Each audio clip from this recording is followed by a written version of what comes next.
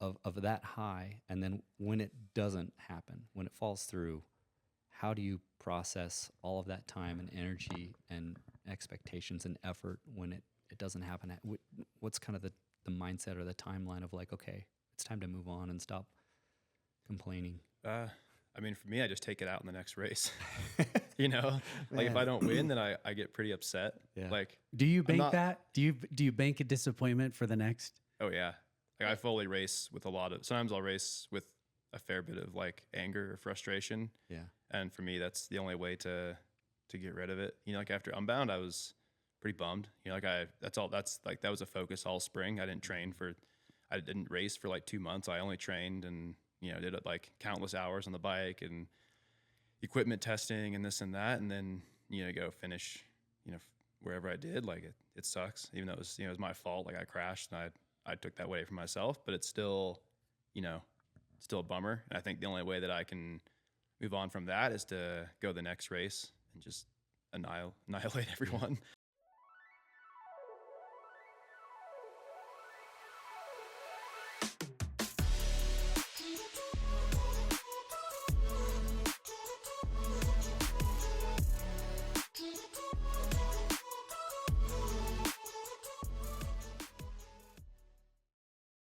Welcome to BrainStoke. I'm Tom Telford here with K-Day. This is an exciting morning that we have to be here in the home of Keegan Swenson. Thank you for having us. Yeah, stoked to be It's here. awesome. So good. And Keegan, just because, you know, we're in your home and you're together, introduce your co-guest today. Yeah, we're here with Sofia. Sophia. Yeah. Thanks for having us, Sophia. Of course. Thanks for coming. Yeah. Absolutely.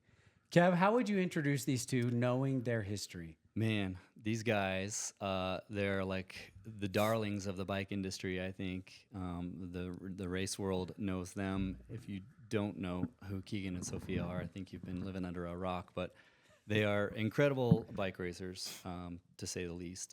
Probably two of the best athletes in the world, I would dare say, here. And just as regular, cool people, you know, I watched Keegan grow up. I think I've got like 15 years on you as far as age, and so I got to You're see old. you. Is that know. really? I think so. You're 30, Wow. right? Yeah. Yeah. Close. 14 years. Yeah. Kev's got like 20 more crow's feet though. Right, The yeah, lines it's and the getting there. eyes. But I watched Keegan kind of come through the ranks, and I do remember vividly, I think your first like pro Intermountain Cup race, and I felt like you were in like a Cole Sports jersey or something, and I feel like you got swallowed by the pack right away. And I was like, you were probably like 11 or 12, like racing pro. I was like, oh, poor guy. And then the next year it was like, he just left us like at age 12 or 13, whatever it was. It was like, oh, there he goes. You know, he's on a track record for success. So Keegan Swenson, again, awesome bike racer, but in general, you've always been such an awesome person to the community around here in Park City, coming up to local races and P-towns and all that stuff, bringing your talent and expertise and just being an awesome steward for the bike world and us locally to have kind of a legend to ride and race with. So, yeah, there's Keegan. And Sofia, the better half, now, like you've kind of been, I feel like you've been adopted by Utah, even though like your roots aren't from here, from Argentina and then the Bay Area, and then you feel like a local, like you're from here, and everybody here adores you, and everything that you bring to the table for the women in this area has like exponentially raised the bar. You're again another phenomenal bike racer, but as just a kind, generous human who tells your story. It's fascinating, and I'm really, really stoked to be here. So thank you. So great to be with you. I'm intrigued to know, just because the Olympics are literally happening right now. The women's, you know, cross country mountain bike race was yesterday. Today the men's, and I know most of those folks are your circle of friends. You have great friends. You know, Sophia, you were a prior Olympian, if I remember right. Lead into the Olympics, just, you know, freestyle a little bit on what you're seeing and thinking and friends that are there. Any thoughts that you have on the Olympics that are happening in Paris? You want me to go first? Go for it. Yeah. Yeah, I mean, I think the Olympics are such a unique thing that happen every 3 years this time around. But the amount of like hard work and dedication that's put in, not only for the people that get to go, but also the athletes that like miss out. You know, this year, like on the women's side at least, there was 4, maybe 5 really strong girls that all deserved to go, but because of how the system works, only the 2 get to go. And you know, this was probably the first year that, you know, on the women's side, 2 girls auto-qualified, the spots were filled. On the men's side, Riley auto-qualified, and then Chris was discretionary. And it was probably the first time there wasn't necessarily like a fight or like, I don't know. I think the people that deserved to go went. And yeah, it was just cool watching them put some really good results. And, you know, big shout out to Haley on that silver medal. She's been on a mission the past 2 years, and you know, I've gotten to train with her, and she's a good friend, and we chat often. And just seeing just the level of focus that she had for the event, and like belief, and just, you know, she was all in on everything. And not only did she achieve that, but like along the way, she encourages the best out of everybody. And you know, she wanted to be obviously the top dog on USA Cycling Women's Squad, but she wanted that competition, and she wanted those girls to bring the best out of her. And yeah, just to seeing her achieve what she just did was amazing. So cool. Yeah. Yeah, it was cool to see Haley do that. I think this winter she was down, you know, training in Tucson, and you know, she jumped in for a couple of training rides with me, and I was like, damn, she's probably gonna get a medal this year at the Olympics. Like she's going so good. I don't think there was very many women who could. Obviously, there's not many who can match that. So it was cool to see, like Sofia said, her focus on that. And I guess, you know, like Kate said, like you'll see me go through the ranks in Utah. It's the same with Haley. I remember watching her like beat up on the boys when she was like 13 or 14 years old, because she just was like, oh, too fast to race the girls. So she just raced with the 14, 15-year-old boys and would and beat most of them. So it's been cool to see her progress the last, you know, 10 years as well. And, you know, another like Park City local. So it's been, you know, really cool to see her do what she does. Then yeah, you know, with the men as well, you know, it was Riley's first Olympics, Chris's second, and they both had good rides. And yeah, it was pretty neat. It's amazing to see that talent come from Park City. I don't know why, you know, maybe it's just the local, you know, aspect of it, but I mean, they are elite athletes, and they're obviously on the biggest stage in the world. And the 2 of you, you know, have been there. You both just alluded to Haley, and you talked about taking it to the next level, or she's just going well. What do you mean by that? You know, even from your minds, you know, being an elite athletes, what does it mean to go to the next level? Or she took it to the next level and she was focused and all in. What does that mean? I mean, I think to perform at an event like the Olympics or like a World Championships or any of these really big events, you have to, like, it takes a lot of, I mean, if you have to focus on that single event for the whole season and the season prior. And I think that's hard to do because you're putting all your eggs into one basket, right? I think that's kind of scary for some people to do. To like fully commit to this one race, because if something goes wrong, it doesn't go the way you want it to go or you're planning it to go, then you can really get in your head, and then it can not. I mean, it just doesn't. It's not a good thing, you know. So I think it's cool to be able to take that risk and be able to commit fully to that one event or like 2 events, whatever it might be for that year. And you know, for Haley, she went all in to auto qualify early in the season in Brazil, so she like won that World Cup down there, and then was just after that she like didn't the rest of the World Cups didn't really matter to her. She had already qualified her spot, and the next goal was the Olympics, you know. So she like in a way was training through these races and has to like you know, maybe not everyone realized it, or maybe but she knew that she was like that was the best for her, is to like just focus on the Olympics. And maybe she's not going to win the World Cups before, but it doesn't really matter because she's got her goal set and she's able to achieve it. So I think it takes a special mindset to be able to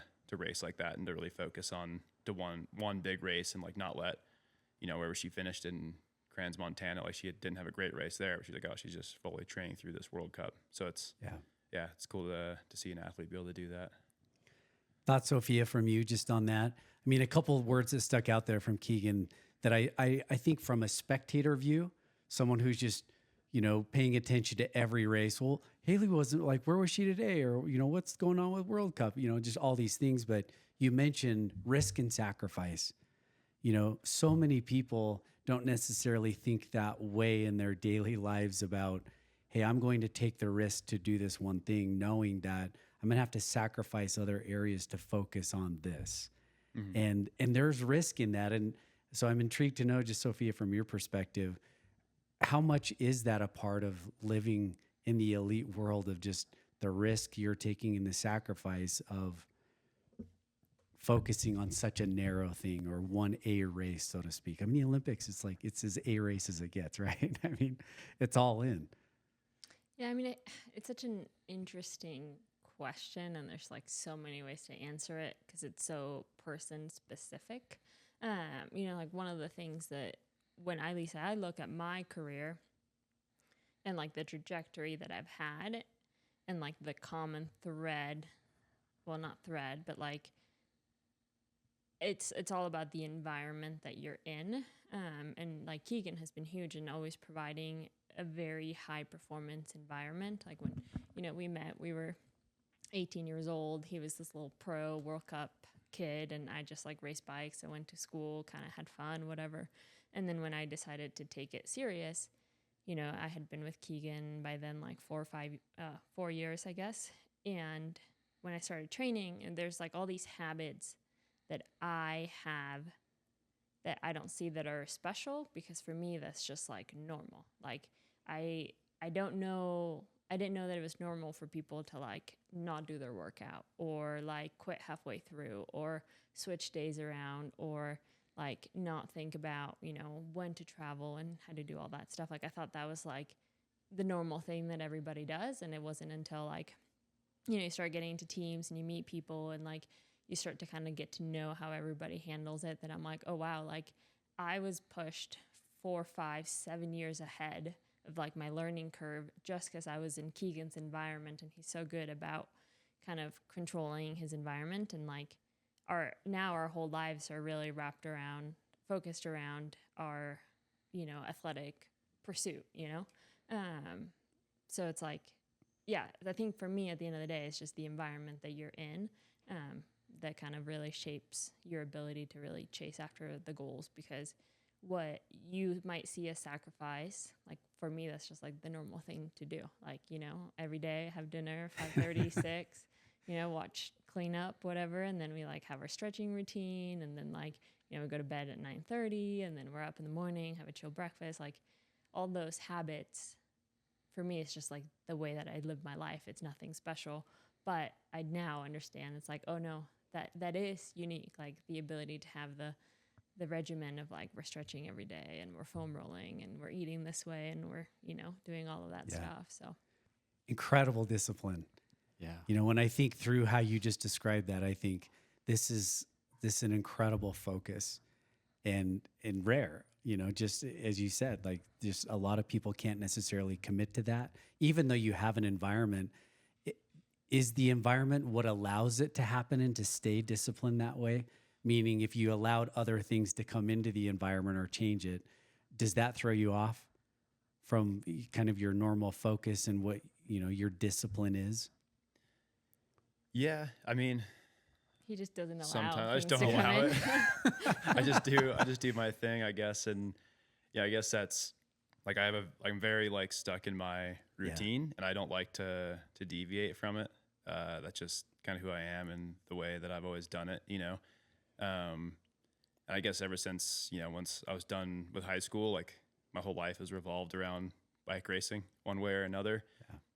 So I've kind of gotten a routine that works for me. Obviously things come and go, and as I get older, obviously there's like more stretching, and like recently I've have to do my like 10-15 minute pre-ride mobility that I do every day. And like, so I feel like the routine's always changing and adapting, and you have to find a way to make it work for you and for your lifestyle, and for us, like we both have pretty much the same goals in this sport, and we are like at a similar place in it. And so it's pretty awesome that Sophia and I can do, have the same lifestyle, and like we're both happy to do it. Like there's nothing else I'd rather do or anyone I'd rather do it with. So it works out quite well. That is cool. So I think for me, like all these habits have developed over the years, and like so I've been, like Kate said, I've been racing bikes since I was 12 years old.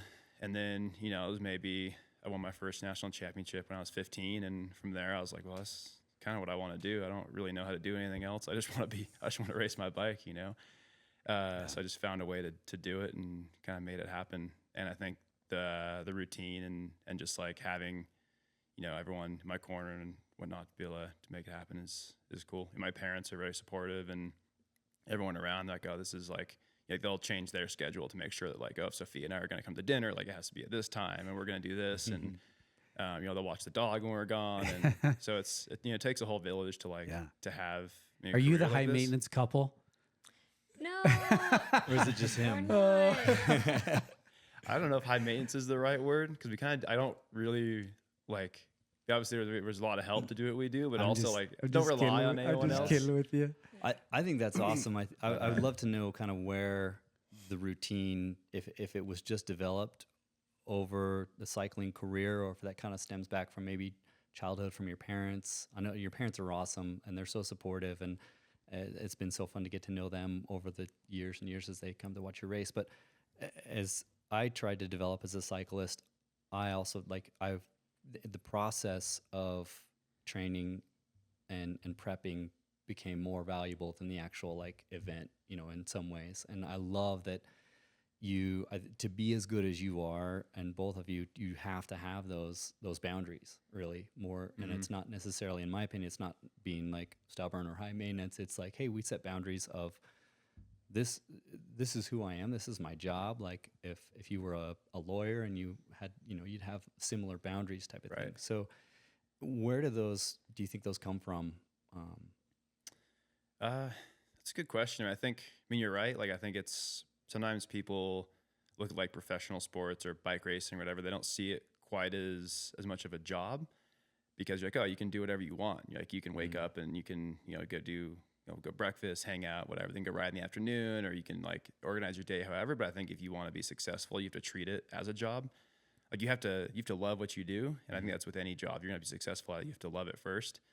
But you also need to treat it as such, and for us, this is like, it's a full-time job. Sometimes it's a 40 to 60 hour work week. Like there might be, my biggest weeks are 40 hours on the bike, but then around that you have like, you have 2 hours before you ride to wake up, eat breakfast, do your pre-ride routine, make your bottles, all this stuff. And then you finish, I'm doing these big training blocks for Unbound. You finish these 8-hour rides, and then you have a few hours, you have to stretch, whatever, you have dinner, you go to bed, and basically an 8-hour ride takes 12 hours. So I think like sometimes people don't realize how long like these training days actually are. So even if you're only training 20 hours, it's still still a 30 plus hour work week, right? And you have to treat it as such. Like these training rides are hard. You have to recover from them. You can't like train and then go out and like have drinks at the bar and whatever and expect to like do the same thing day in and day out.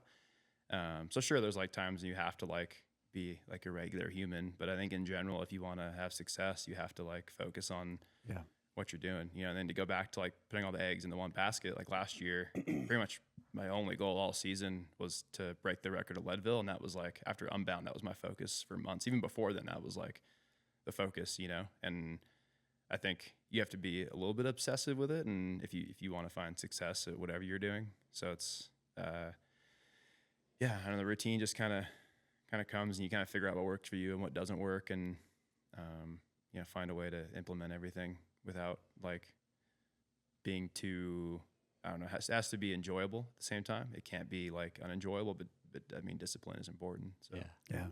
How often have you wanted to take a day off, like call in sick, like, because as with every job, it gets overwhelming, and I don't think people realize a 20-30 hour work week on a bike, like you mentioned, is far and above a 20-30 hour work week for an accountant, in a way. But, and most of those guys they call in sick and they go ride their bike. What do you do when you call in sick? Or do you, how do you process those moments where you're just like, I am exhausted, but I still have to do this workout? I mean, I'll die before I miss a training day, That's like awesome. I pretty much like live and die by what my coach puts on my calendar. And so for better or worse, sometimes even if something's up and I don't feel like I should do it, I still do it. And then, tell him after, and he's like, oh, you probably just shouldn't have done that. I'm like, well, I'm not going to tell you that. I'm going to try and do it anyway. So yeah, I think that's it. It can be a bit tricky, but I think for me, like I live for like that structure of like just getting up, waking up, training all day, and just doing it over and over. And I don't think you don't realize how nice a rest day is until you finally get one. You know, you might do like a 3 or 4 week block, and you finally get like a few easy days, and you're like, this is actually really nice. You just don't want to do anything. You just want to sit around the house. Yeah. And you're like, oh, man, I have to go do like human stuff. I have to go get groceries. I have to like restock for the next block, you know? And that's like the biggest thing. Like, all right, who's going to Costco? Normally it's me. Sophia hates going to Costco. So you got to like, you know, find time to do things like that. But even that's like planned. Like I would never like go grocery shopping after like a 6-hour training day if I have to ride the next day. So there's even like small things like that I think make quite a big difference in like organizing your life and like, okay, we're going to like have a huge training block. So we got to like get all this food, make sure everything's set. And then like, we can just go about the block and knock it out without, you know, causing too much fuss. But, yeah, I mean, rest days are nice. Then when you have like a couple of them in a row, I come maybe I'll grab my motorcycle. Maybe we'll take the dog for a little longer walk or a little short hike or something, and kind of reset. And then you get excited to get back into it again. Kevin and I were speaking on the way, and we were talking about this concept of being a professional biker. And I could argue that it's actually, you know, a 24/7 job when you're on, you know, just because you talked about the premeditation of really what it's like to be a professional. When you're an individual sport athlete, it's not like the team makes up the difference, you know, and even the way you go to bed, right? Recovery. I don't know if you're Whoop people or however you do your thing, but it's so intentional, you know? So in that regard, when I speak to athletes who are, you know, are in an individual sport, it literally is 24/7 to a degree, just down to literally how you sleep, you know, when you go to bed. And that I have so much respect for that, you know, the discipline of that. I was actually on a podcast recently and they were asking me a couple of questions. And Keegan, when you mentioned this, I just thought about it, that they were asking me, how often, you know, do you intentionally think about your mindset as an entrepreneur and owning companies? And I said, every day. You know, I said, you know, I say no to 95% of things so I can say yes to 5, but those 5 I'm all in on.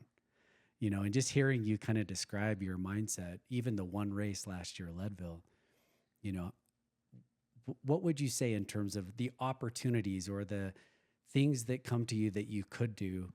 How often do you say no so you can say yes to the very narrow things that are important? I mean, I think we have sponsors like Keegan has Jordan at Santa Cruz, and I have Fiona at Specialized, that really understand us and understand the environment that we need around us to like perform. And, you know, there's a lot of the times, like, I don't know, I was getting ready between Sea Otter Classic and Belgian Waffle Ride California, back-to-back big days, weekends of racing.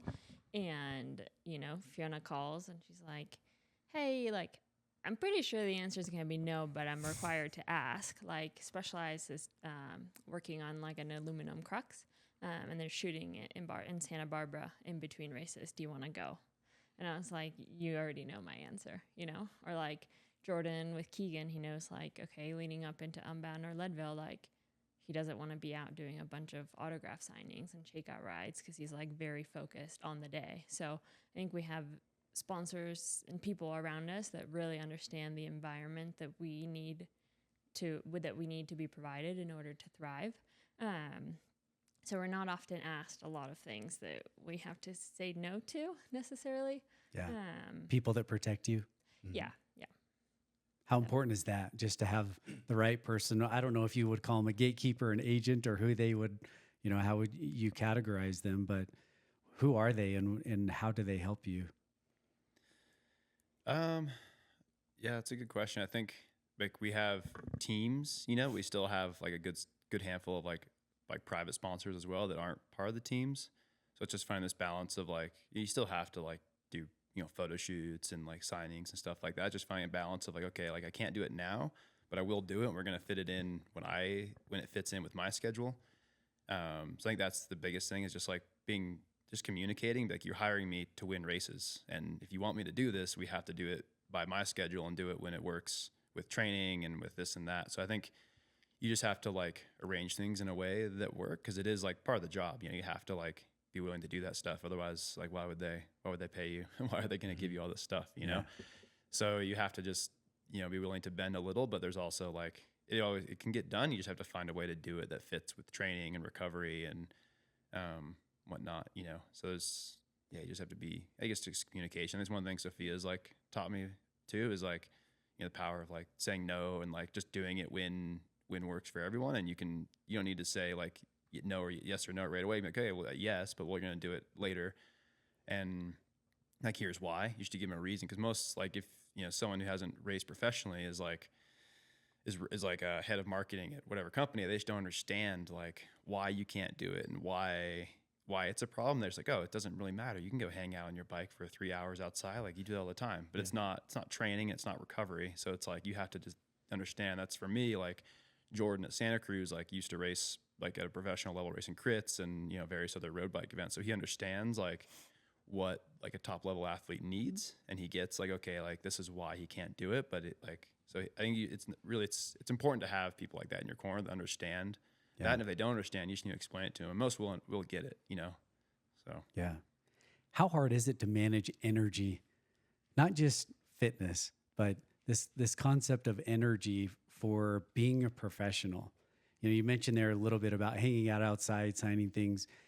I would imagine for the person where social interaction takes deposits out of you, right? I'm a person who, if I spend a lot of time socially with people, my empty meter is fastly, you know, getting just buried. How is that just managing energy, you know, in being a professional? Because like you said, sponsors want to have you at things and they want to promote you and right. They want to sell you really because you're so talented. How do you manage all of that being a professional? I think it's definitely a learning curve. Like the older that I've gotten, the wiser I have gotten. And that's because trial and error, right? Like, you know, one of my like biggest lessons in the past like 2 years has been this whole lifetime Grand Prix and like call of a lifetime that I've been like, I mean, we can dive into that if you guys want. But like one of the things that I learned from the first year to the second year was the mental space that I would go into like the day before a race when I had to sit down and, you know, be asked questions about how good is this rider going? Like, what scares you about that rider? How good do you think they're going to go? And like one of the things that I came out after the first year of the Grand Prix was like, you know, it's not really helpful for me to sit in a room and answer questions about how great my competitors are the day before an event where like I need to line up the next day and like kick their butts. Like, it's just not a good environment for me.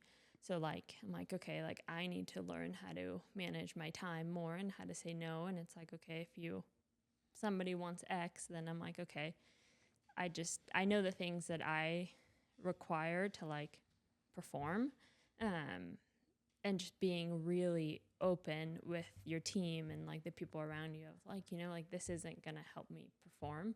So like, I'm going to have to like decline. And I'm pretty good at like saying no pretty quickly. Sometimes like Keegan, I'm like, Keegan, they keep following up with you. Like you have to like reply to the conversation, you know? Oh, I love this right now. Just as we're sitting in their kitchen with our gear, all, you know, inconveniencing you. So just, you know, the irony isn't lost. So thank you. No, but it's not like, you know, we were happy to do this and you guys worked with our schedule. Sure. You know, we tried, I don't know, for 3 weeks to kind of schedule something. Keegan never really replied on the thread. Exactly. Which is totally cool. Like, I was like, I'm just gonna let Sophia take the reins on this and she'll figure it out. Cause it's hard to, it's rare that we have like off days that align, you know, or easy days. Sure. For the most part, like our training is similar, but normally it's just stacked differently. Like the blocks are different and the days are different. And, so I was like, I'll let Sophia figure it out. And if we can make it work, it'll work. But it's like, otherwise then I'm trying to figure it out. Right. She's organizing it. Like, we'll just, that's one thing she's better at is like planning things, you know? So just, I refer to my wife as the activities coordinator in that same thing where it's like you just tell me where and when. Exactly. And hopefully I'll be there. Right. No, I love that. There's so much that goes into it. And I would love to know a little bit more. I mean, you mentioned probably the demand that this call a lifetime, you know, in these media things and Lifetime has done an amazing thing for the sport of cycling. It's you guys have crushed it in the races, but they've brought a whole different level to bike racing and kind of mix this gravel and mountain scene and really bringing in a lot of people. But with that, like you say, there comes a lot of, hey, we want to produce this, made for YouTube series and document this whole thing. And if they're coming to you the day before a race and be like, hey, do you want to do some interviews? And you want to be a part of that, for sponsors, to get people to know you and all that stuff. But that's a huge thing. And you're transitioning into this mindset of like, I'm here to race. And I would love to dive in on that of like, what is Keegan and Sofia like in the race versus out of the race? And how do you get into that mindset? And, because I think it has to be, you have to be a different person, on the course. And you can't bring that person at home. And when does that transition make? How do you make that? I tried several different ways as the small races that I did of getting there. But yeah, I mean, I know I definitely have like Sofia the bike racer and then like Sofia the human. And for me, the like Sofia the bike racer starts to appear the day before. But then I fully lock in like as soon as I'm warming up, and it's like, okay, full focus. And then prior to warming up, it's like, I start to think about the race, how it's going to play out, kind of run through what do I want to do? How do I want to tackle the race? What do I want to get out of it? Is this a race that I want to like test my limits and like see where my red line is? Or is this a race that I'm coming a little fatigued, so I want to like hide my cards because I only got one to play.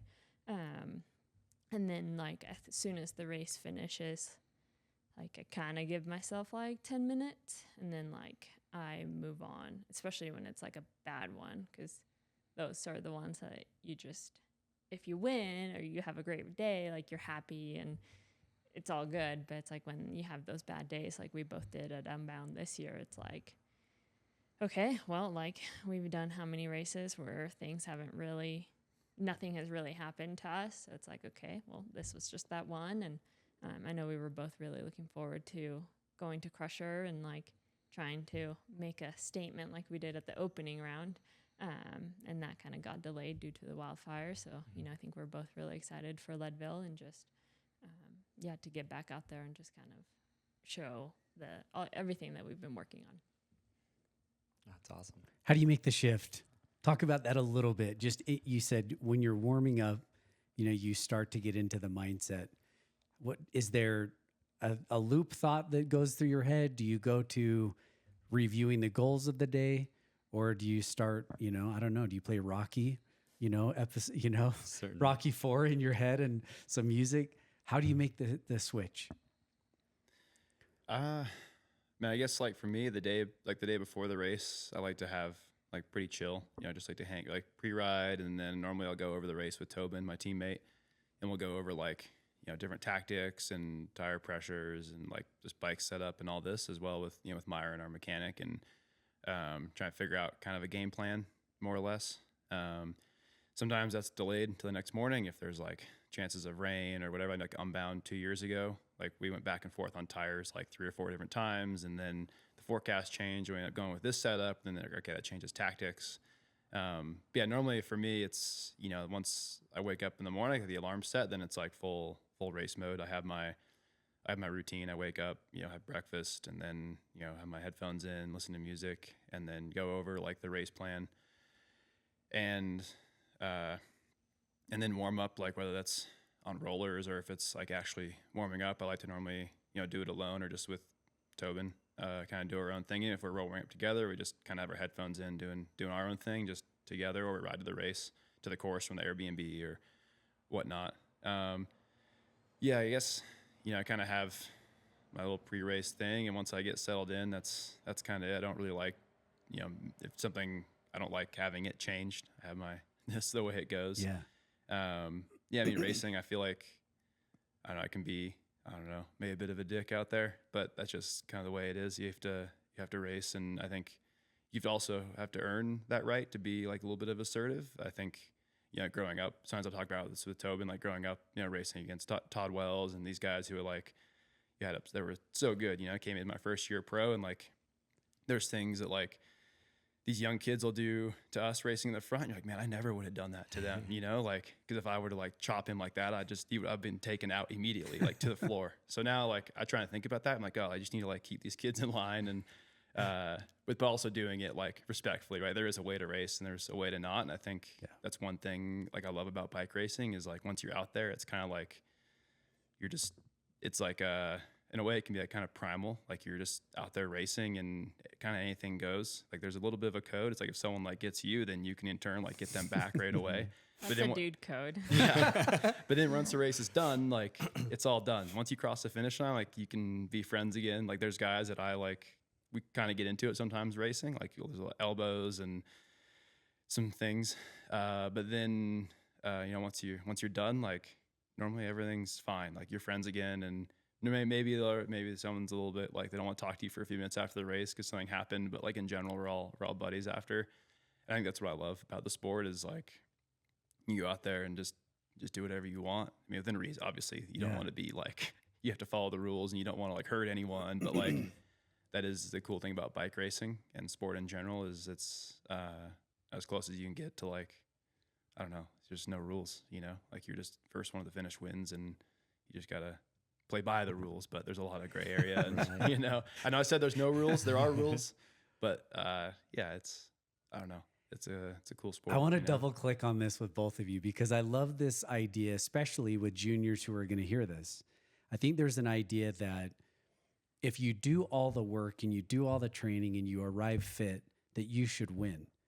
And then there's this other aspect of racing, which is, no, you have to fight for the win. Everybody is there to do what you want too. And so if you arrive with the most fit people on the planet, right? What is the difference maker? You know, and is it fighting for it? Knowing that whoever at the end is going to be the most assertive, who's going to be the most unwilling to give up, is that who wins, right? The fighter within the group who's just not willing to let it go. Even if it's a nudge at the, you're sprinting for a race finish, that you fight to the end, for the result you want. I don't think it's always necessarily the person that wants it most.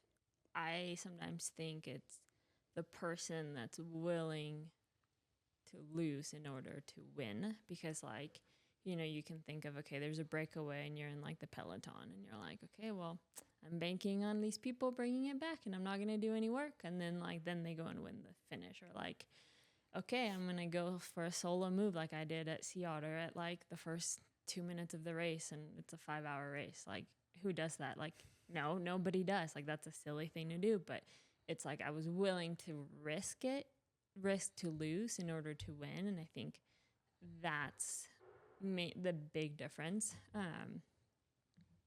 Because, you can be the one that's taking all the pulls, chasing down all the attacks, but then you just get worked by everybody else. Yeah. So I think part of it is that, like, mentality of, like, okay, this happened or this is happening, I am okay with it and I will adjust. And, the race, having the mentality too of race isn't over until you get to the finish line. Yeah. It's awesome. Thoughts, Keegan? Yeah. I mean, I think a lot of times, like, you have to be, like Sofia said, you have to be willing to lose the race in order to win. But sometimes you also have to, like, take the race into your own hands if you want to win. A couple, like 2 years ago at Steamboat, like, there was like the break had like 8 minutes and no one was willing to work. It's like, oh, they're going to win. Like, the race is over, And I was like, well, no, it's not. We still have like 40 miles left. So I just attacked and basically just went full gas. And I was like, well, if I blow up, then I blow up, but I'm either going to win or I'm not. And I think that's kind of the attitude you have to have sometimes, is you have to be like, you're either going to win or you're going to finish like 10th. Like, I don't ever race for second or third place, really. Sometimes you end up there, but you have to be willing to fight for the win. I think that's sometimes a difference is, like, to me, like, if I don't win the race, then I've lost. And I think that's, kind of the mentality that, Sofia and I have both kind of had the last few years. And like even like at Unbound, I know that, like, I finished 14th or 15th there this year or whatever, but I was still like at the finish before I crashed, like with 20 miles to go, I was like racing to win. I was like, all right, we have 15, 20 miles. There's 3 of us chasing. Like we go, they only have 2 minutes. Like we still might be able to win. And I wasn't worried at all about like, oh, if these guys sit on and they don't work as hard, then maybe they're going to beat me. I was like, well, I have to, if we don't catch these 2 off the front, then we're for sure going to lose. And there's no difference in my mind between 3rd place and 15th. So I think you have to just like kind of find that mentality and know that if you can win, you have to find a way to do it. Because, surely not everyone has the fitness to win, but a good handful of guys do. And there's a lot of us that go into the race, like with, there might be a good handful to have like similar power numbers, but you have to, be willing to gamble and sometimes find the way. So take us to that mindset of where, this is a beautiful illustration, both of you on that process, but you're showing up to win. You've put so much time and effort into prepping, say Leadville last year, all the bike stuff and testing equipment. And every race is somewhat like that, tire choice, pressure, all that stuff. It just goes into play huge. And you're making these adjustments based on experience and what you think. And it's a little bit of a guess, but there's a lot of confidence that goes into that ultimately at the end and say, I'm confident with this choice. And you put everything into it, you race to win. And there's 2 outcomes. You either win or you don't. And what's your mindset in those moments? You win. I tell my athletes that I coach sometimes, it's like, nobody's going to remember you for the position that you finished in, but they'll remember how you reacted to that finish. So you can have this, Keegan and Sofia win the Lifetime Grand Prix. They're the best in the world. They come across as like these, this arrogant attitude of, no, we're unbeatable kind of thing, or which it's not, absolutely not. Like you wouldn't never see that from you guys, which I think is amazing. But how do you get to that point of that high? And then when it doesn't happen, when it falls through, how do you process all of that time and energy and expectations and effort when it doesn't happen? What's kind of the mindset or the timeline of like, okay, it's time to move on and stop complaining? For me, I just take it out in the next race. Like if I don't win, then I get pretty upset. Yeah. Like, do you bank that? Do you bank a disappointment for the next? Oh yeah. Like I fully race with sometimes I'll race with a fair bit of like anger or frustration. Yeah. And for me, that's the only way to get rid of it. Like after Unbound, I was pretty bummed. That was a focus all spring. I didn't race for like 2 months. I only trained and, did it like countless hours on the bike and equipment testing and this and that. And then, go finish, wherever I did, like it sucks, even though it was, it was my fault. Like I crashed and I took that away from myself, but it's still, still a bummer. And I think the only way that I can move on from that is to go the next race and just annihilate everyone. And win that. Like win I that race next race. I race with a lot of frustration. And for me, that's, that's why I was looking forward to Crusher. Cause like, well, I'm going to go out this race. And I'm just going to just go from the beginning. And we didn't have that race, but we had Downeyville and I just did the same thing there. Yeah. And even though it's a different race, like not the same field and not all the same competitors, it's still like, I just like to go out and go as hard as I can. And that's what I did there. It starts an hour-long climb. And I just went out and was like, I'm just going to ride threshold all the way up this climb and just see what happens, So I think for me, that's the way that I deal with it. Sometimes it's hard not to take it out on training because you have to kind of be restrained. Like obviously you can push, there's certain days where you can push a little more and there's days where like you have to generally do what you're told, and I try to always do what I'm told because I think if you go out and ride too hard every day, eventually you're gonna burn out one way or another. So it's definitely in balance there. But race days, there's no leash, unless it's a race that like my coach is like, all right, you need to like kind of take it easy here because this is like a 4-week race block, and this race like doesn't matter that much. You have to just like get through it. You can still try and win, but don't go out from the start and just like just hammer. You gotta like play it smart, sit in, and just like get it done as easy as possible. So there is a time and place to do that. I hate racing that way because I think it's boring, but sometimes it has to be done. Yeah, that structure. Yeah. Sophia, how about you? How do you deal with disappointment? I mean, for me, there's like 2 types of disappointments. There's like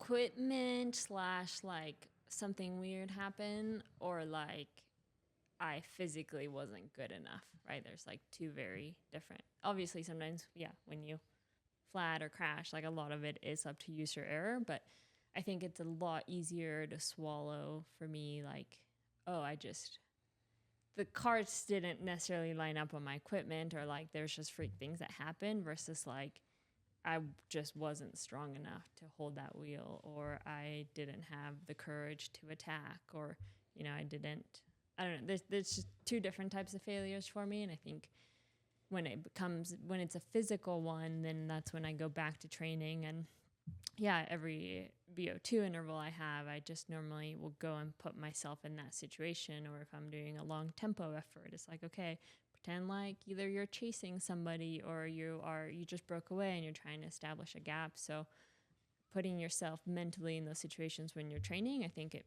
makes it a lot easier for you to execute once you're racing, because it's a lot more familiar. And it's amazing to see, like, yeah, when I'm doing, 3 by 30-minute tempos, and I'm like picturing I'm in a race simulation versus not, just like how much higher actually my power number is. So it's a cool thing to know that your brain can really do a lot for you. And for me also, I think I'm one of I race with a lot of my heart, and, I do look at power numbers, and like, I am very well aware of where my red line is and what numbers I can do and maybe cannot. But I always see racing as an opportunity for me to like take it up to a next level. And I don't necessarily put a ceiling on what my capabilities are, because it's, in training, I'm not rested, and I'm not like, I still have fiber in my body. So I'm a little heavier because I have more water. But, for those peak races or those important races that I've prepared well, I've rested, cut my fiber, have done everything. It's like I'm optimized to beat what I can do in training. So I normally only look at like my 3-second power and my heart rate and cadence and time. And, I will never go and look at, okay, what is the average amount of watts I have done? And then I'm like, oh, like at Sea Otter, I think my NP was like 233 watts, which for 5 hours, like that's insane. Like that, I should not be able to do that. So like for me, it's one of those things that it's like looking at it and knowing that I'm above a certain line, a ceiling that I think that I have, doesn't help me. So I'm like, okay, well, I just really race by feel, and just, the racing is that it's the time where you can really shine and like set a new benchmark for what's capable of doing, what you're capable of doing. Yeah. That segment could be broadcast a billion times out there. Right. I think what you just described is amazing about race day is your time to use it all and to not necessarily rely on training, but just, go for it. I think that's awesome. When you're in those moments and you don't necessarily see, or you're seeing numbers higher in a race, does that scare you ever? Like, oh, I don't have this in the tank? Or is it just, hey, I'm going to embrace this risk and just see, I'm just going to stay in it and sit in it? As for me, it depends on the race. I race with my power meter a lot more than Sophia does. Like, I'll look at it and be like, okay, I know that like there's probably only a handful of guys that can do like 6 watts per kilo for X amount of time or whatever. So I'm a little more calculated with it. I also know that like I like to look at it to know like, okay, you're not, if you go, because sometimes I just get too excited. I'll go out and like, I'm not gonna, you can't ride. I can't do 500 watts for like 10 minutes. So you have to like, okay, you can only do this for so long. So can everyone else. So you kind of have to, I'll use it as a governor a little bit. So I'm looking at it a fair bit more than Sophia does to be like, okay, like I think maybe it's just a me thing. Maybe it's testosterone. I don't know, but I like to, it has to like keep it, okay, you gotta just chill. Like the race is long. You don't need to, can't do this all day. You have a good feeling of like. I do. I mean, I could race without it. You know what I mean? Like you're like, okay, like if you were climbing up Columbine and you are 10 minutes up Columbine and you see that you're doing 380 watts and like you're feeling good, like you're like, I can keep doing this. Like, would you tone it down or would you keep going? I'd tone it down. It's an really? hour. It's not a 50-minute long climb. Or okay, whatever. but let's, you know what I mean? But let's say, okay, you tone it down and then like you're still feeling good. Like at what point are you like, I think it depends on the race. Like Leadville's unique because it's so high. Yeah, true. Like you have to know, like within reason, what you can and can't do there. It's like there, I think I really like live and die by the sword, which is the power meter. So I'd be like, okay, I know that like this Columbine, I'm going to ride 350 watts, whatever it is, you know. And this is like, you can go above and below a little, but like if I go out and try and ride 400 up the whole thing, it's not going to happen. It's just not, not possible. So I think up at altitude and there's some races, or if it's really a long race, you have to really respect what you're doing. Like 24 hours of Pueblo, that solo effort, like the first 5 hours, I was like, hey, like maybe you went too hard. Like normalized power is like 300 watts, and you still have 20 hours to go. Like maybe that was dumb. So then you're like, okay, we gotta like chill a little and like try and keep it here. And then at a certain point, like the power meter is a governor, and then it becomes a motivator too for me at certain races. Like, okay, when you're solo and there's no one to race with, or you're just on your own, you're like, okay, like I know I can ride 250 watts. Like you do this all the time, just make it say 250, doesn't matter what you do.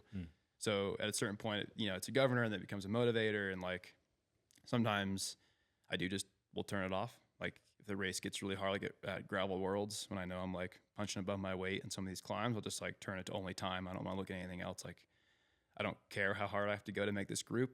Like I know that's like, I'm going to do whatever it takes to make it over this climb, even if it's going to be the last time I do it. So I think there's a time and place to use it or not. And I think if you're the one setting the pace and pushing the race, I like to use it then. But then when I'm the one that's like having to hang on, then I'll just turn it off, and I don't even want to see. I don't care what it says. You're just going to do whatever it takes to stay with that group. And that goes back to like you're either going to try and win or you're going to explode, like at that race, I was like cramping 2 hours in, and I was like, oh, there's still 3 hours left. I guess we'll see what happens. So sometimes you got to just change your strategy and do whatever it takes. I love the idea of both of you just describing these tools.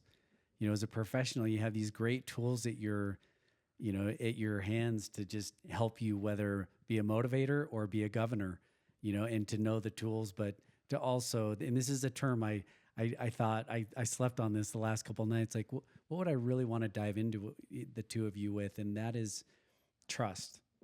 And I want to talk about the two of you in terms of your trust and relationship, but how often do you just have to trust your gut? I mean, you have these tools, right? Power meter, heart rate, all the stuff, right? All the science that goes into this. But at some point, Sophia, and you commented on this, you mentioned a race with my heart. I didn't know if that meant heart like as in your actual heart rate, or my heart like, I just believe I can. I know I can. Will you just comment on that a little bit in the importance of your ability to trust yourself? I'm a pro. I've suffered for years and days and hours doing this. Talk about trust. Trust. I think I just trust the training that I've done, and luckily I'm like when we're in the spring, like in winter and spring training in Tucson, every Saturday we do the shootout, and that's like a check-in, I'm like, okay. Shootout? Is that what you said? Yeah, it's like shootout. it's a group ride. It's like 45 minutes, very, very hard group ride that we do. It's basically a race, but it's not a race.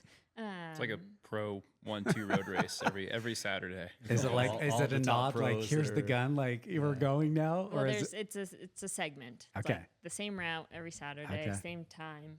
Time shift is depending on what time of the year it is. But that's like a really good check-in. And every year I go back and I'm like, okay, like last year I was racing Quinn's dad and Riccatello's dad. And now this year, like I dropped them. And then now I'm like, it normally takes me 4 shootouts to make the break, or now it's like, okay, it took me 3 shootouts, or you have these little bit of check-ins. And then, because we do train in the same places all the time, we have certain segments that you do a lot of intervals on. So you're like, oh, okay, like I like to do the same workout on the same hill all the time. So it's like if I have my VO2 workout, I'll do my 3 minutes at a specific place, 2 minutes, and my 1 minute at the same place, just so I can have a good gauge of where I'm going.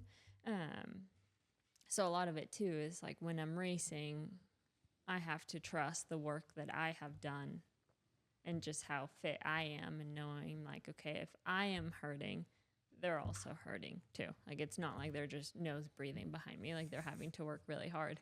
So I think it's having that confidence within yourself of like, yeah, you are hurting, but they're probably hurting a little bit more than you are.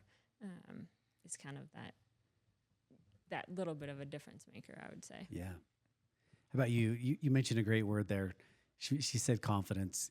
When you think about just when you're in the moment, pain cave, whatever, suffering, where do you get your confidence? Racing, I feel, like Sophia said, I think like if I'm hurting, chances are everyone else is hurting the same or more, and you have to remember that. You're like, well, probably not the only one cramping, so it's probably a good time to attack, and you have to like kind of know that like it's probably the best decision. Just trust your fitness and trust you can make it. I think back to like trust and instinct. I feel like for me, whenever I've lost races, it's normally because I didn't trust my gut from the beginning, and I hesitated or I did something that like I kind of thought too much about. So I think for me, I've learned I just need to race, like just go with if I think I need to go or I think I need to cover that move, then I should do it.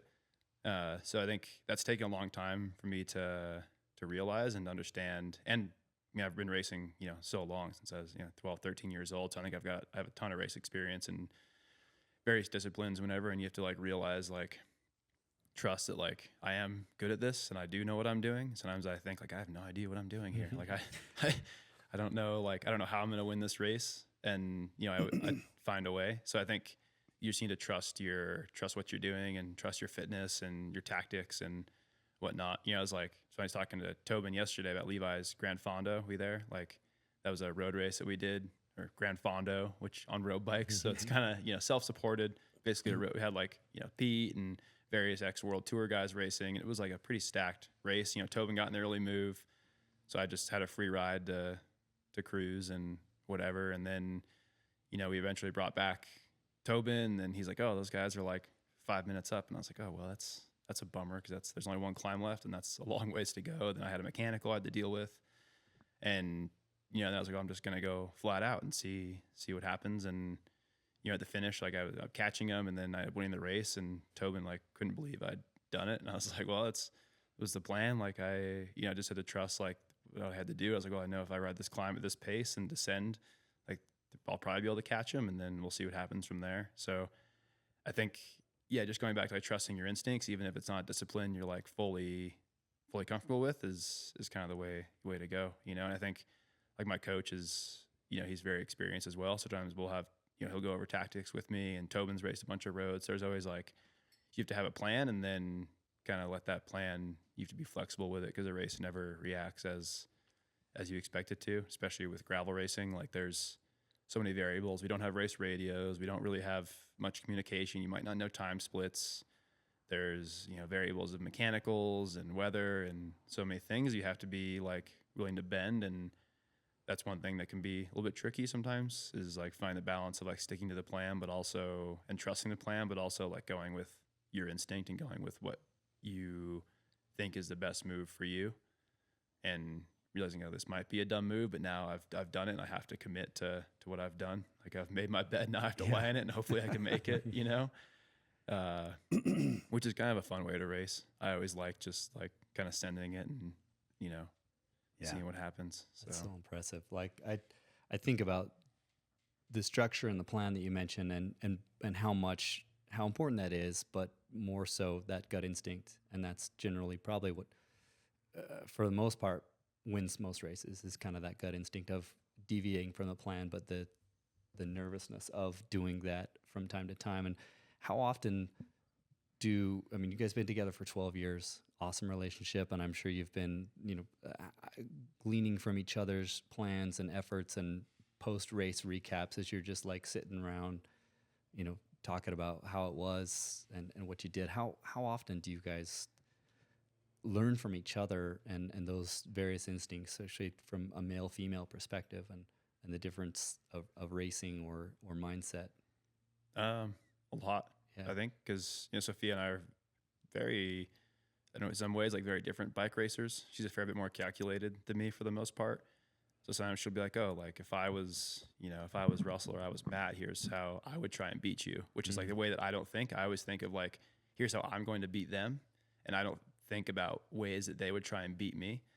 So that's like that's a way that like Sophia's helped me with these races, is like, oh, like she's brought a different mindset to it, another piece of the puzzle like that helps me figure out how to win instead of always worrying about myself, trying to think like, oh, like maybe they're going to attack here. Like they think that I'm weakest here. So I'm actually going to like do what they think I won't do, you know? So and then, you know, Sophia at like Sea Otter, I was like, you should just attack from the beginning. Like you're strong enough, just do what I would do and just send it, you know? So like, and I think we kind of, you know, take tactics from each other and, I don't know. What do you think? No, I want to do it. yeah, and it's almost like a fun game too. Like I remember Steamboat last year when you're like, I hate how this race like goes super slow till halfway through, and then we get to this feed zone, and you're like, I'm gonna make it hard from the very beginning. And I was like, that is not gonna work. I was like, but let me know where you're gonna make it hard so I can be well positioned. I was like 6 miles in, I'm attacking. She's like, no, you won't. I'm like, watch me. No, I said it's not gonna work. I said it's not gonna work. You're gonna. I get love this caught. egging on. Yeah. This is Great. like Yeah. how often? Yeah. I want to hear It's more not of gonna. this. And then I was like out there, and I was like, I'm gonna make this work. She's wrong. Yeah. And well, then and then Just at the finish spite line. Sophia. Yeah. You know, he comes and greets me at the finish line, and then, you know, he's like, good job, blah, blah, blah. He's like, hey, it worked. it worked. I You won. know? Like, Told that's you like the so. motivation, not to win, but to like prove that, like, That my stupid tactic can work. yeah. Yeah. That's so awesome. that's a fun way that we like kind of incentivize each other. Because the other side of it too is like, well, especially Keegan more than me, but it's like, how are you content to just like showing up to the same races and like winning? Like, how are you pushing yourself, and how are you going to improve, and like, how does it not get boring? So, you know, that's like one of the fun things that we just do. It's like, okay, what challenges can we add within the race to like, I don't know, make it different and like flip the script and like really surprise the competition, because they're not expecting, you know, us to race a certain way. Yeah.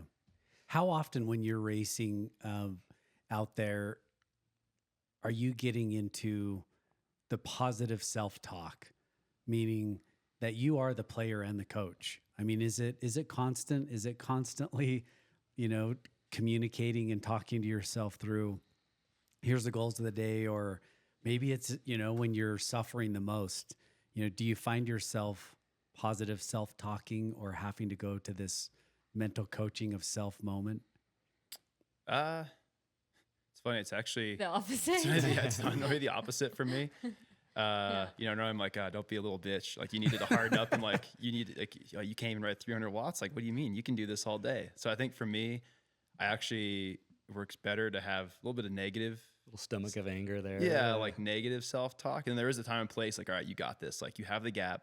You can do this. Like ride the pace, and they won't catch you. Like you're gonna win. You can, you know, you just keep running that mantra through your head of like, you can do this. But sometimes when you're chasing, it works better. Like, oh, like you're like, you know, you have to like, sometimes being a little negative works, you know? Yeah. But it has to be the right way, and it has to be Productive. It might not work for everyone, you know, just because being negative and like being hard on yourself works for me doesn't mean it works for somebody else.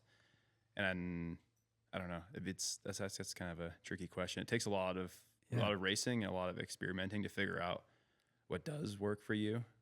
And sometimes not that same situation doesn't fit every race. So sometimes there's a time and place for positive self-talk as well. And normally for me, it's like positive before the race, and then sometimes in the race, you get a little more negative and a little more like frustrated. Yeah. Why is that? And I have the same question for you, Sophia, just in terms of emotion. Like, what are the emotions that you cue into in those moments where you need more out of yourself? You know, I have 2 to 3 emotions that I tend to go to. You know, when I'm in a bad place, I'll start with a negative one, but there are moments, you know, late when I'm, you know, in the fat dad category, you know, the middle-aged guy just trying to finish P2P in 10 hours. And I'll start with negative emotion. But sometimes if I float to gratitude for my wife, my kids who allow me to be out here doing this, you know what I mean? That will keep me going too, where I'm like ready to give up. So do you cue into certain emotions that you can kind of dig deep in those moments? It sounds like anger sometimes, you know, just kind of like. So I think the gratitude thing for me is more like a training mindset. Like even if it's like, you know, raining and just a really bad day, I'm like, well, like at least I get to go ride my bike outside instead of sitting at a desk inside. I guess that's cool, you know, even if it actually isn't any better. So I think there is like a place for that. For me, racing, it's either like negative or positive. There isn't much gratitude for me at races. It's like I'm here to win, I'm here to perform, and that's my job. But then training, I'm like, oh, like, you know, this is cool. Like, I guess I get to go train today. I'm so lucky. And even though I'm not, like, I'm just, you know, trying to get myself to go do it. Yeah. Putting in harder work than 99% of the population out Because there. I mean, sometimes yeah, you know, yeah, I hate it. Like, I hate training in bad weather, you know, and you get out there and you're like, oh, this is really bad. But you're like, well, this is, you know, then you think like, oh, okay, this is like, you know, maybe, you know, not everyone's going to do this. Maybe they'll skip this workout, or maybe they'll ride inside and the quality isn't as good. And, you know, maybe the races aren't always good weather, which is like, you know, coming from us, we go and train in Tucson where it's nice most of the time. So you get your odd bad day and you're like, oh, it's not so bad. Like I can the tough price out. we pay. I can tough out. I can tough out a bad day here or there. Totally. How about you, Sophia? Do you cue into certain emotions, training or racing, you know, at certain moments? Yeah, I mean, I think it's more not necessarily negative, but like, I don't know if sometimes I race with like a chip on my shoulder, or like I feel like I have to prove who I am and that I'm good enough, or like, you know, I don't know, with like Lifetime, like, you know, we don't have the best relationship. I'm not really part of their series, like video series and stuff. So like, I got a little extra motivation to like win their races, knowing that like I wasn't going to be part of their documentary, that they're not going to have me talking about like why I did X, or like what was going through my head of just like, you know, like or like, oh, I heard that like, you know, I think last year at Leadville, like Hannah Otto said that the girl that's leading on to Columbine never wins Leadville. And going into Columbine, it was me and Scarda, and I was like, I am going to get in front of Scarda just so I can say I started Columbine and that I'm winning this freaking race, you know? So it's like sometimes little things like that that just like motivate me to push more than I can, because I think sometimes I don't know if I like go 100, like I go all in, but sometimes I finish and I'm like, did I have more? Like, could I have been better? Like, what was I really out of my 100% from start to finish? Or like, I don't know, just all of those different emotions. And, you know, there's also, I think of like last year at Schwamigan when I knew I could wrap up the series if I finished like third place, and Scarda and Ruth were up the road.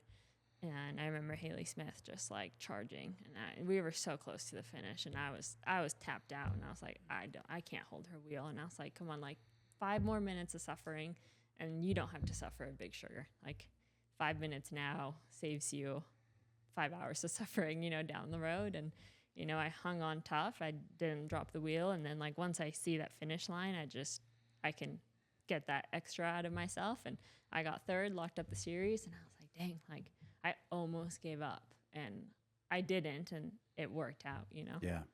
So Are those moments that you can bank just in terms of confidence later? You know, just, hey, I sat in that for that moment. You know, I got out of myself what I wanted. And, you know, do you use that later? I think and it's not necessarily that you use it, but you know that you're like in their head. Keegan has this saying, it's like, oh, I'm in their head rent free. Live there. You got to live like there. So then they show up to the race and you're like, I don't know how we're going to beat him today. You have to figure out a way to win the race before the race even starts sometimes. Sometimes like I would love to know what my competitors think that my mindset is going into a race. Like if I'm like, if we're like super relaxed, or I don't know.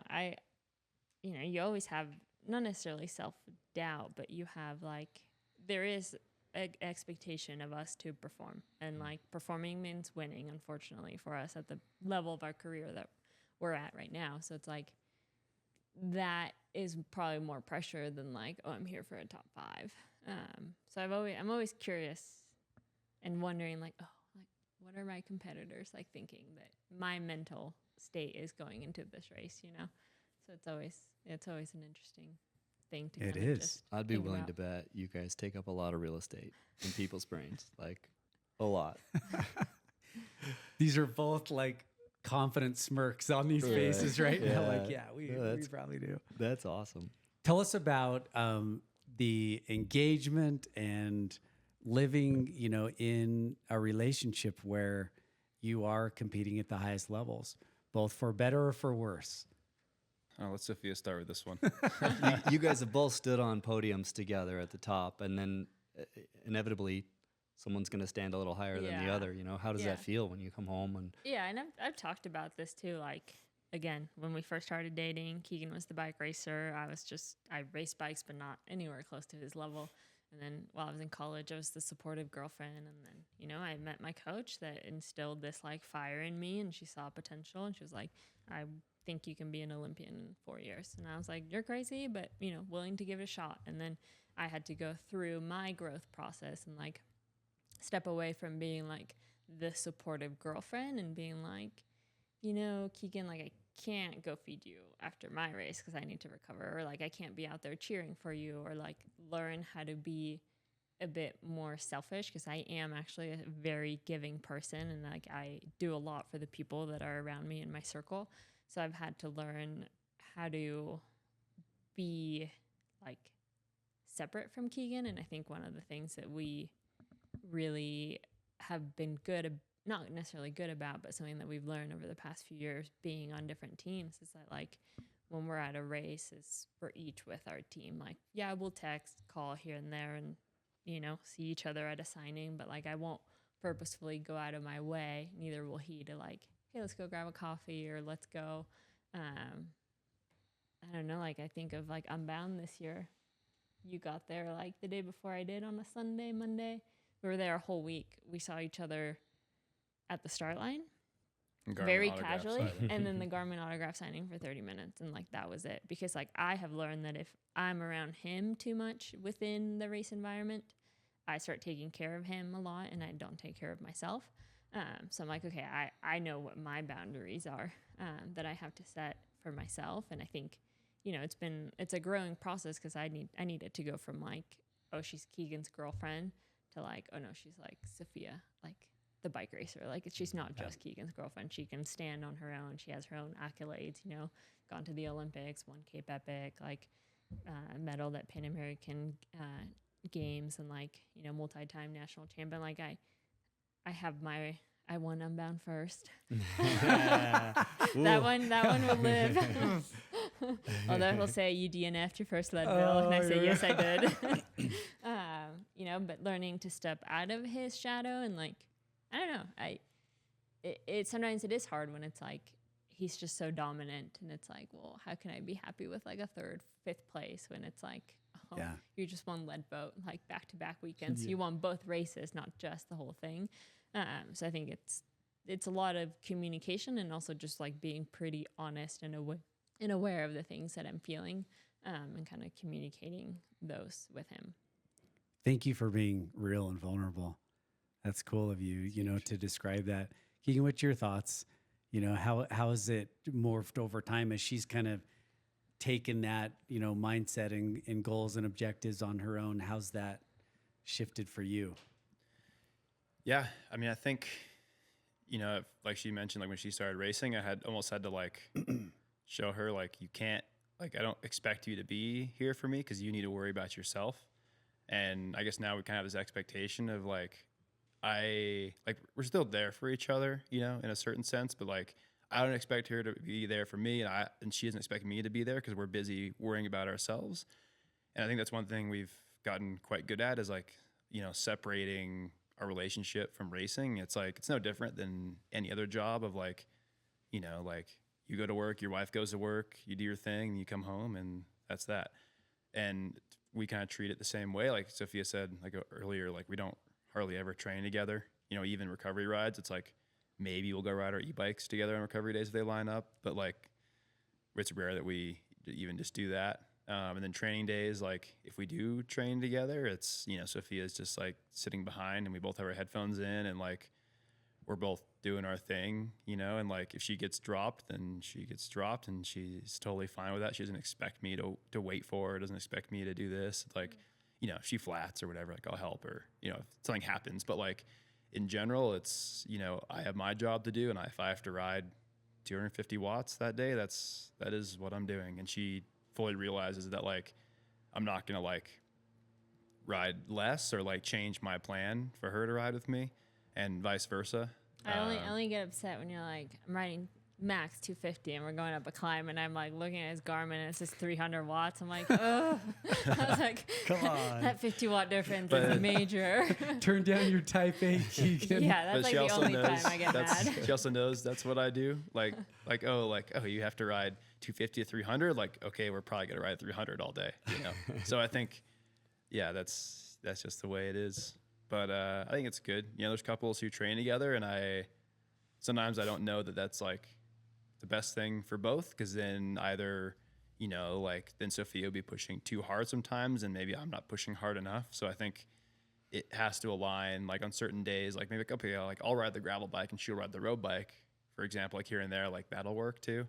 But I think it's best just to do our own thing, and then, you know, we come home in the afternoon and we can go about our day as a couple. But up until then, it's like, you know, business. And Yeah. I think we've been really good about like separating the two, and like just because we don't ride together, like doesn't mean that we don't like spending time with each other. It just means that like, because sometimes if we do try and ride together, it normally ends up like I get frustrated, or she gets frustrated, or whatever. And I'm the same way with anyone else too. Like I don't really like to train with people because I like doing my own thing. There's only a good handful of guys that I'll like train with because they're on the same program of like, oh, we don't stop unless you need water, and if you stop quick. Like there's no BS. You know, you take ride routes that don't have stoplights, and I think, and just like ride the power that you have to ride. So yeah, I mean, I think there's only, you know, going back to the conversation earlier, like I like training alone.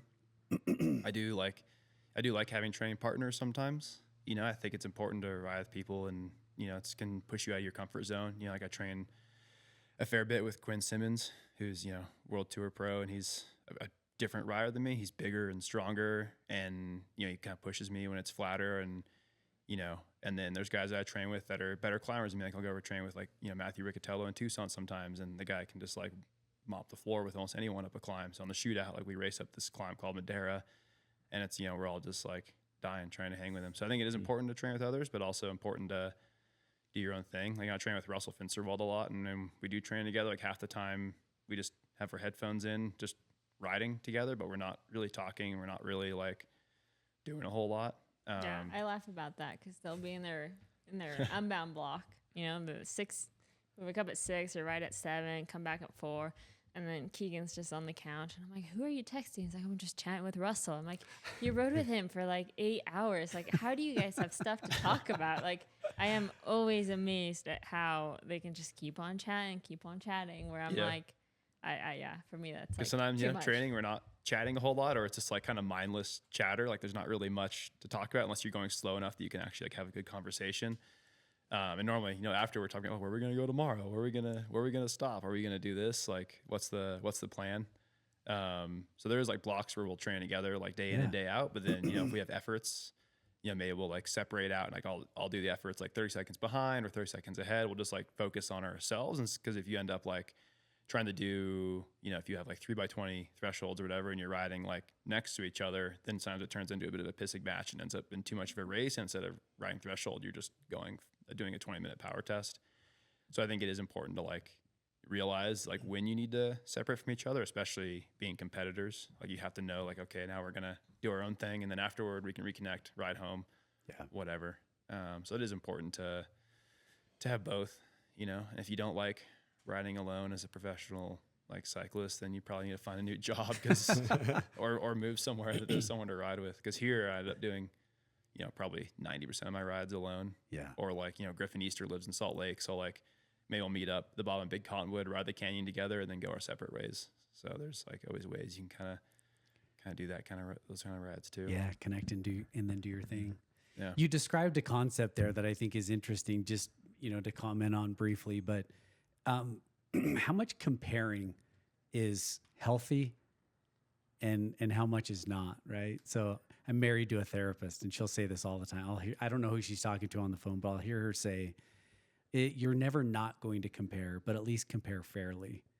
You know, and it seems like there's a lot of comparison, Strava, all the stats. Like, how much comparing do you two do just between the two of you in a relationship in terms of training, and then maybe with training partners, or what else is going on out there, you know, on those competitors that you may be seeing or tracking?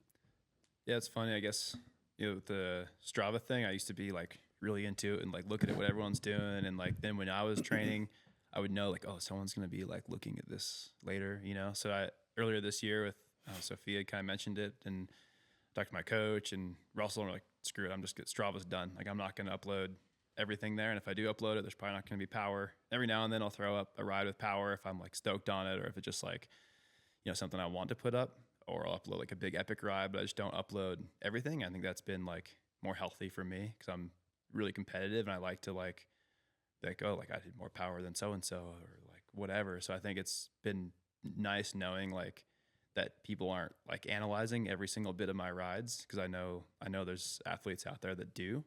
And it is a way to learn about your competitors too. Like if I'm going to a race and I don't really know a lot about someone, I'll just go like lurk their Strava and be like, oh, they can do like, 6 watts per kilo for like 7 minutes or whatever. You figure out like what they can do, and you're like, oh, this is how I can beat them. So I also, that was another side of it. So along with like the competitive side, it's also like a advantage, I feel like, for me.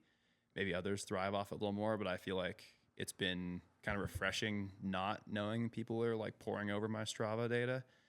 So sorry if like those of you out there who really enjoy looking at my Strava, because I'm not putting it up all there. And for my own mental health, you could say. Yeah. But I still try and be like somewhat active, just so like there is stuff on there. And then 'cause I know people do appreciate it. And I think it's like, I like Strava. It's a cool platform. I like kind of look at people are doing. I know like people love seeing like, oh, he did 150 miles a day in the desert and this and that. So it is cool, but it's not, I don't think it's always healthy. I'm sure you guys know, you're probably on Strava to know like what, there's like so much comparison, and you get so sucked into it, and you also don't know like what's true and what's not. And there's like, I was thinking, for me, it wasn't a healthy thing. So I decided just to like get rid of it. And I just took all my rides off from the past. Well, made them all private from the past too. So it's like nice knowing that I'm just doing my thing, and that's it. I think that's really impressive. Before we get to you, Sophia, last year before Crusher, and I mentioned this to Tom, I think the Thursday before, when most people are like this, maybe their travel day or they're kind of an off day, and you did like 60 miles and 7K or so. You did a huge ride before Crusher last year. Like you almost rode the whole course or something. Yeah. And I was like, geez Louise, like, which for me, it made me understand, like it validated the time and effort that you put in, that you have the engine to do something like that, when most, even like low end professionals or just the common people, are like if that'd be like the biggest ride of my week, and you're doing that 2 days before an even bigger, harder race. And so, I mean, from that perspective, I was just even more blown away, but just validated that the effort that you put out there, and that you show, like you do show a lot of stuff just from social media standpoint, which is great for anybody that follows you. It's fun to see what you're up to. I know it's obviously not a lot or everything, and then there's some stuff, and I've heard that you've done some like tire suggestions or things like that in the past that have just as like maybe a joke or to just mess with people. And I think that's great, like, because what you've have just described is such a healthy relationship that you've recognized in yourself of like, I got to step away from this or make this kind of my own space. And that's what it is. It's all a free space out there that we can interpret what we want. But so many people get into that comparison mindset of, oh, I see Keegan's running these tires, I should go change mine. Or I see Sophia has this, like, she did this ride, like, I should go do that too. Or, and that messes with people a lot. Maybe that post pre-Crusher was just free rent space. It was like, I'm going to get in their head. I got this. Right? Yeah, like, is he training through this? Yeah. Is he, It was on the moto or something? Yeah. Sophia, how about you? Yeah. Social media, Strava, comparison, good or bad? Yeah, with Strava, it's up and down. Like, for a while, I wasn't sharing anything, and then I started to share stuff with Power, and then all of a sudden, I sometimes take Power off, sometimes I keep it on. I think it's just like the mood that I'm in for the day, just to keep people guessing. But then, like, when it comes to at least Keegan and I, we compare CTLs often, like, not in a bad way, but we have our training is like polar opposites of each other. Like, I do a lot more intensity and harder hours, and he does a lot more endurance and like bigger blocks.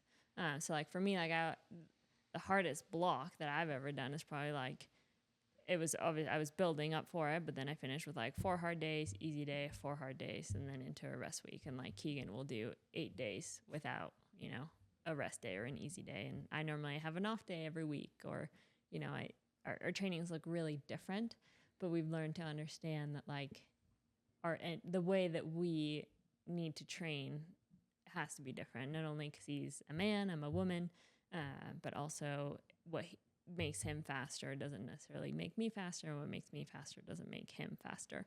And also the way that we're racing is different. Like, I mean, now in gravel racing, we're having separate women start, so it's a bit different. But before, when we were all mass start, like my VO2 needed to be extremely sharp to make selections, and nobody else could. Where like my race was extremely hard at the beginning, and then I would kind of go into cruise control and then like manage the effort, don't get dropped, whatever. Where like Keegan's race is like, no, like it's kind of steady throughout, and then the attacks come at the end. So like for me, it was very normal to have intensity at the beginning followed by endurance, where his training was endurance at the beginning followed by intensity at the end. And then, yeah, I mean, sometimes, I don't know, I think going into Crusher or Unbound, like one of those, it's like, oh yeah, we compared our trainings, and it's like, oh, like we're doing the same workouts, but maybe staggered a little bit differently. Maybe he's on 2-day blocks and I'm more on like a one off day and things like that. So it's also just interesting to see, yeah, just the different training plans and just kind of how we can achieve the same result, but go about it a completely different way. Yeah. I think that's awesome for people to hear, just that you can arrive at a similar place doing it different, and one of the themes that I've heard both of you talk about today is just getting to the point where you're doing what works for you, what talents, capabilities, mindset, confidence, whatever that is, that you're really tailoring it to you. And that's huge, because I think that so many people want to try to follow. If I could just do all that Keegan does, I could be Keegan, in that unhealthy comparison, part of it where it's like, well, no, because you're not Keegan, like literally you're not him. Or Sofia, I mean, either way. So I think that there is a lot of comparison, that goes on that's unrealistic. As we wind down, I'm interested to know this. Any question that you've always wanted to ask each other and get it on record? I don't think so. We're pretty honest people with each other. Oh, I love, well, clearly I'm impressed with awesome. just your communication overall. It would not be easy to do it. How about just, Keegan leaves his shoes out too often, and you're like tired of the conversation, Sofia? Like, is there anything that you just need to let him have over right now? No, he's gotten a lot better over the past like 2 years. So yeah.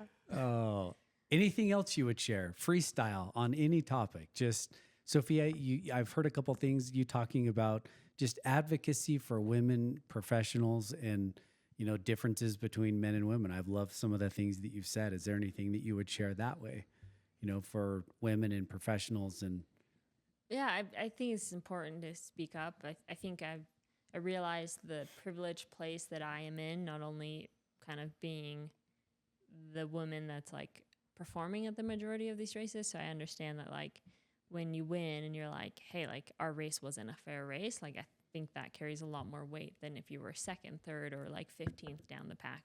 Like I'm very aware of the power that my voice has, and Specialized is an extremely supportive sponsor, and they're willing to support my ideas, and they're not there to filter me or limit me or anything like that. So like me speaking up against Lifetime, that like at the end of the day it is a series that is invite only, right? Like they could choose to not put me in.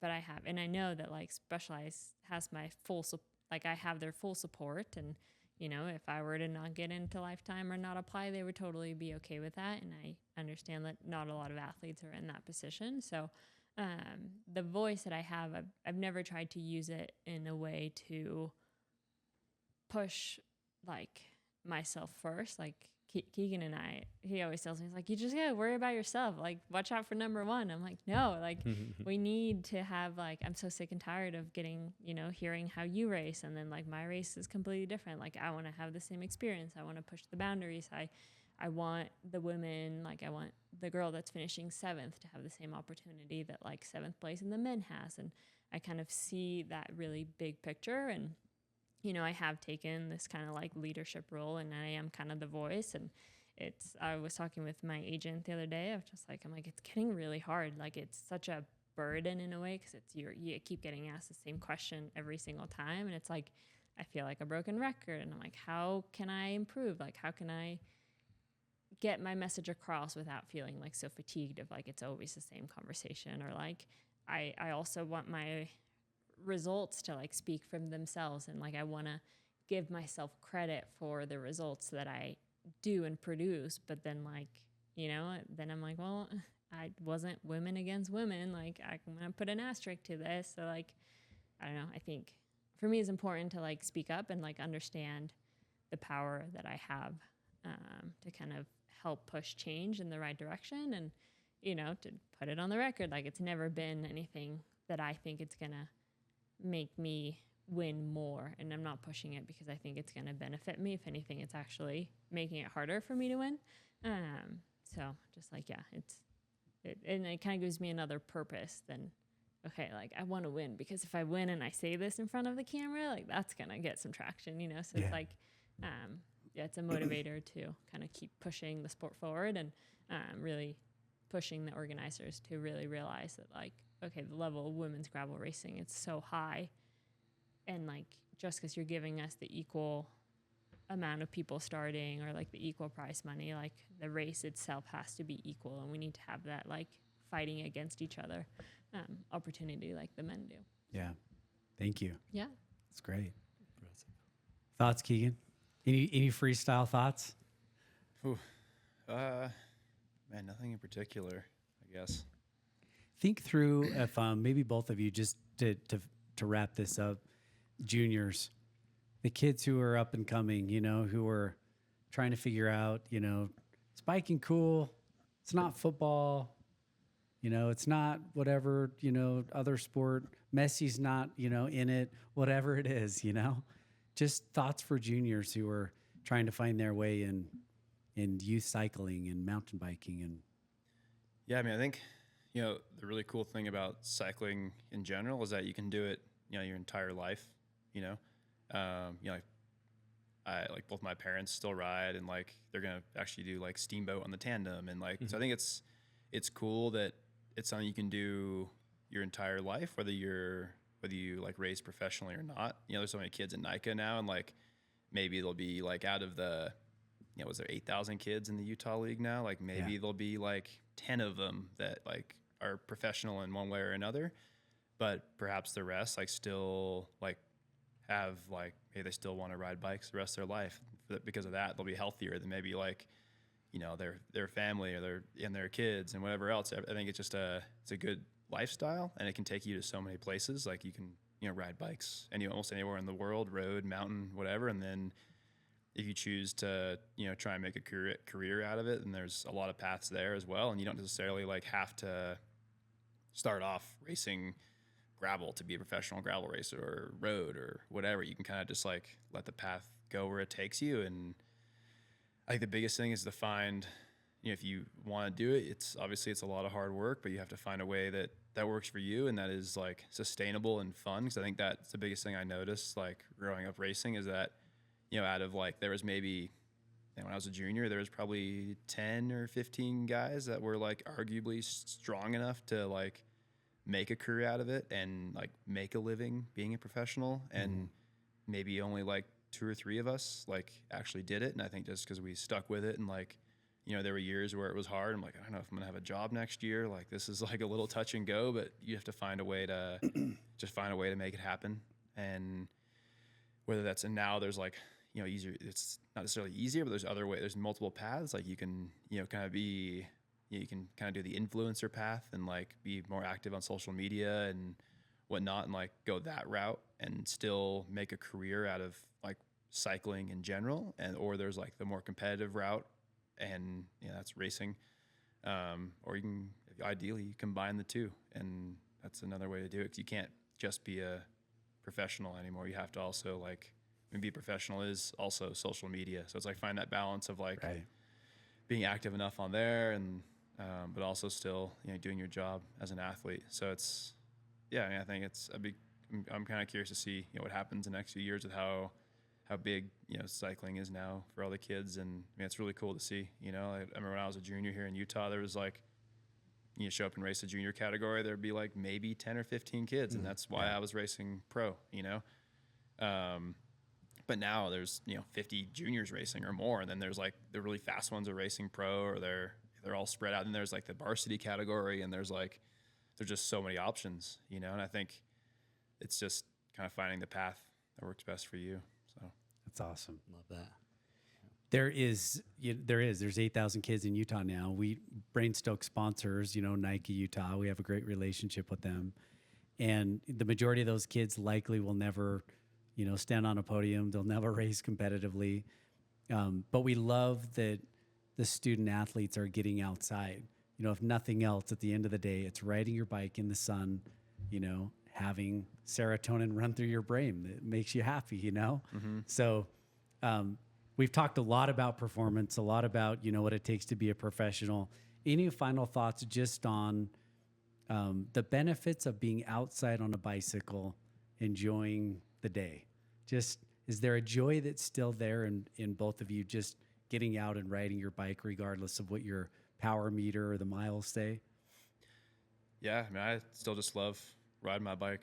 For me, that's kind of why I got into it in the first place, and that's always going to be kind of why I do it. But I also realize, like, the older I get, the more I actually also love the process and the training. Like, for me, that's just huge. I got like a dog with a job. I like to go out and do my thing, and if I get to go out and do 6 hours, where am I going to go? And then I love like planning the perfect route for this like specific workout. And I think for me, it's everything combined. Like, I love just being outside riding my bike, but I also love having a purpose to do it. And that purpose is just to try and get as fast as possible. And, so I guess it's fun to kind of find the balance there. Like, I still love, like, when I go out and ride my e-bike, like, there's no power meter, there's no data. I don't wear a heart rate strap. I don't do anything. I just throw the Garmin in my pocket or strap it on the bars, and I just don't look at it, just go ride.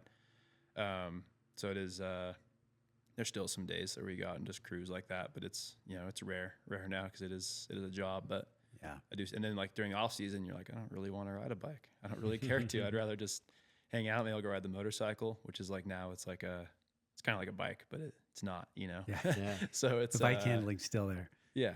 Yeah. So I think that's like a kind of a way to get that same feeling and not have any sort of structure planned. So, yeah. Cool. Sophia, you? Yeah.